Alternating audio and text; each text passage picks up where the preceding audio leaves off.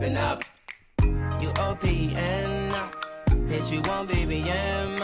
We should be closer than friends. Welcome, guys, to Talk That Talk with your girls, T, Mami Afia. Welcome back, guys. So this is part 2 of when you feel like giving up. This is basically, I'm just rambling here because I'm freestyling this. So this is part 2, or part 1.2. So basically, what are some of the methods that we can put in or implement when we feel like giving up? Number 1, remember why you started in the first place. There's always a reason why you started. Your why to why you started should be your driving force. Number 2 is what you started. Is it realistic? What is the purpose behind what you have started? And number 3, if I do not do this, would I end up regretting? Think about it in hindsight. Would I end up regretting this opportunity, this chance? Oh, I should have done this then. I should have done this in that time. And number 4 is surround yourself with like-minded people who are also on their A game and doing ish that is positive, that can also encourage you and push you forward. Number 5, stay away from all things that are negative. Negativity is not just found in people. It's in things that we listen to. It's things that, whether it's podcast, music, television, radio, whatever thing that we take in, that we hear, that we feed audibly, that is not good for our motivation, not good for our spirit. You need to detox and cut that out, because sometimes it may be something that you're listening to subconsciously that you are not even aware of, that is bringing down your spirit, your morale, your whole being. Number 6, I will say, is also what you read as well as what you listen to.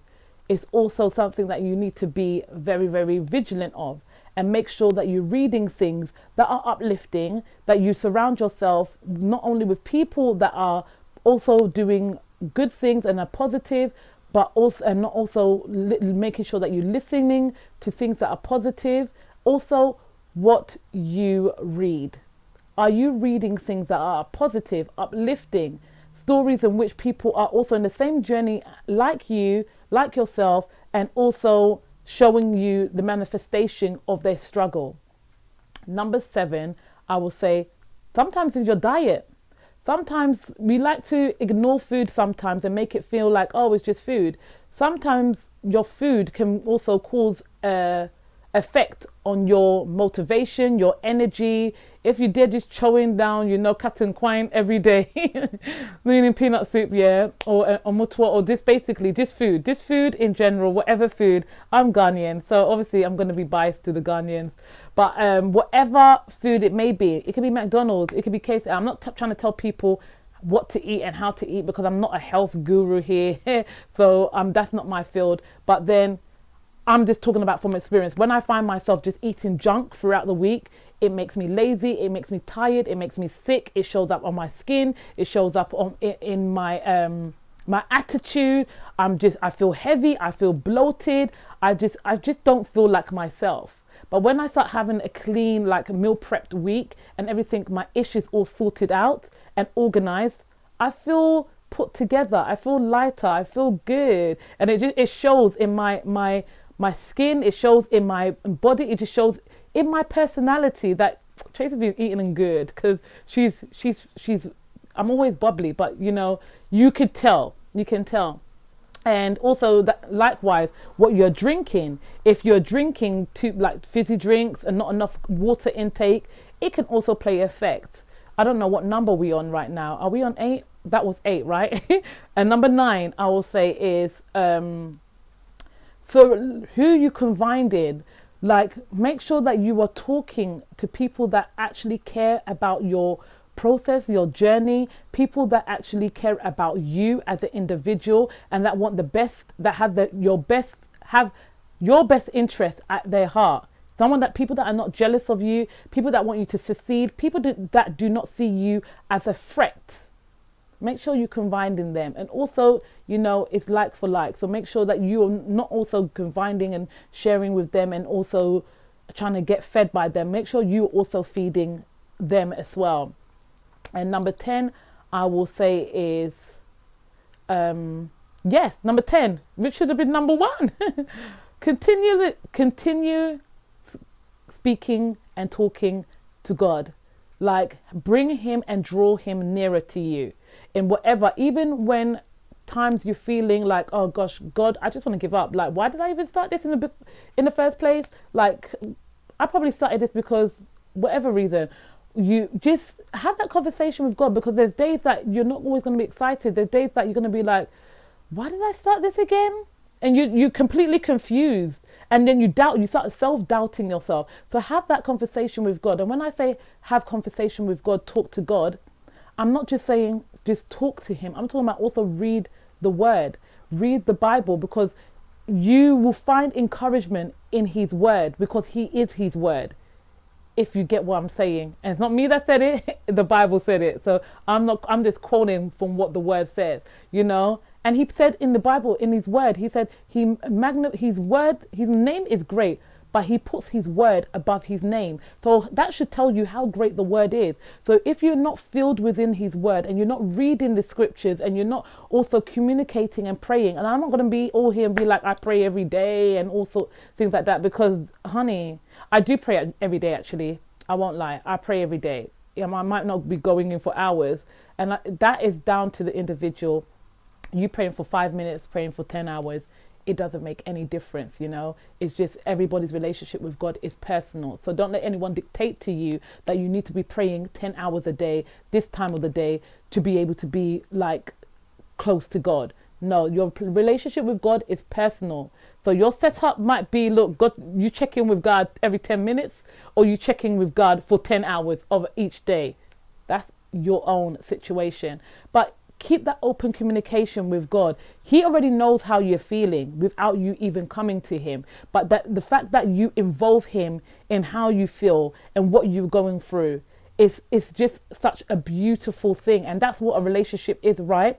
You tell your partner, like, babe, I'm really not feeling it today. Like, I'm really like down, or I just feel like giving up. I just don't have no motivation. I just have no I have no zeal to continue doing this. The way you talk with your girlfriend, your boyfriend, or your best friend, or your friends, your circle, is the same way that you could talk to God. It's not always thy ye, thy yao. I think sometimes when we put too much spirituality into speaking to God, for some people, it makes them, it's almost like a put off. It's almost like, oh gosh, I don't know where to start.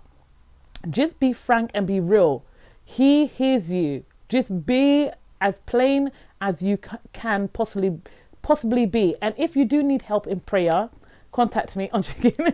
If you do need help in prayer and things like that, you can contact me if you wish. But if you do need help in communicating and how to start praying a prayerful life, then find somebody that already is prayerful, or somebody that you look up to when it comes to prayers that can help you.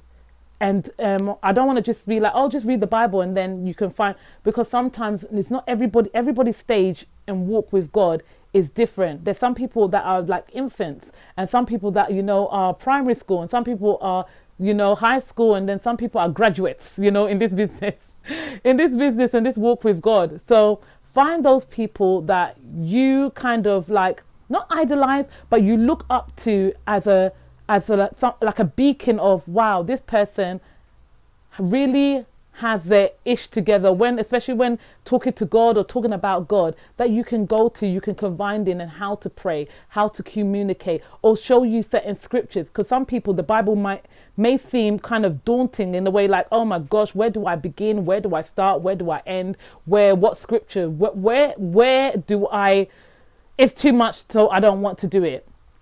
So find people, or find yourself in a Bible-based, whether it's church or community or gathering of groups of friends. It doesn't have to always be church. I don't believe it always has to be church, but it can be just a fellowship of people that are walking in God's truth, in Jesus's light, and that can help you pray, that can help you find these scriptures, that can help you study the word. But make sure you study it for yourself. Don't just be somebody that just feeds off information and just lives off the information someone's telling you. You need to study to show yourself approved. The word says that as well. So learn that for yourself. So that way you will not be like misled and misguided, especially in today's day and age. We have to, what's that saying? Cross reference everything. Just because someone says it and because it sounds good, even myself, cross reference what I am saying. If I am quoting something that is scripture based, cross reference it. You may know it for yourself already, but still check it up. And sometimes I do try to put up the scripture up in my video so you can find it easy, so it's easier for people to find it. And I know it's not everyone that's a Christian that watches my channel, which is fair enough, but then at the same time I hope that you find my videos encouraging and hopefully will want to start that journey and build that relationship with God.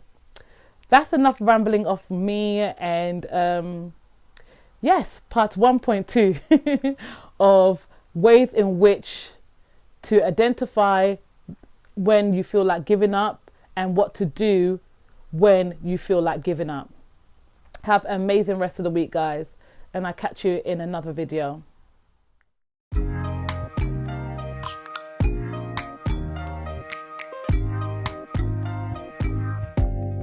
Open up, you open up. Bitch, you won't be BM. We should be closer than friends.